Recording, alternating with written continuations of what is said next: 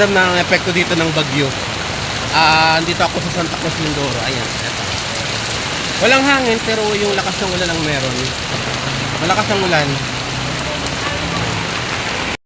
Yung volume ng ulan ang malakas. Medyo bumabaha na dito. May konting baha. Ayan.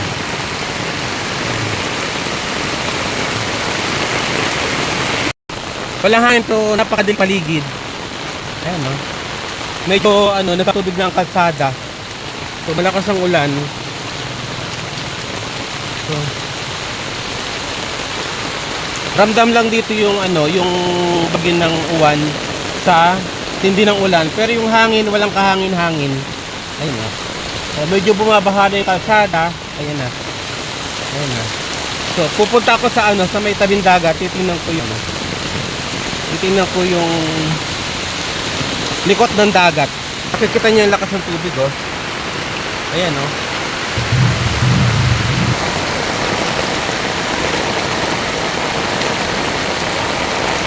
Oo, malalaki ang ng dagat, ayun, oh. Bahana. Ramdam ang bagyong uwan sa lalaki ng alon. Ayan, oh. Madilim ang laot. Napakadilim ng laot. Kahit ito ay nasa harap ng China Sea. Ito ay nakalikod sa Pacific Ocean, kung saan nandoon yung origin ng bagyo, Yan. Malalaki ang alon. Ito nakakatakot. Nakakatakot ang dagat, oh. Yung daluyong ng dagat, oh, swords. Ayan, oh. Ang ng laot, dilim.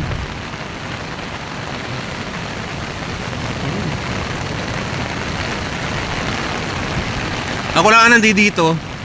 Ayun, oh. Wala akong nakikitang tao, nakakatakot. Ayun, oh. Ayun, daluyong ng tubig, ayun, oh.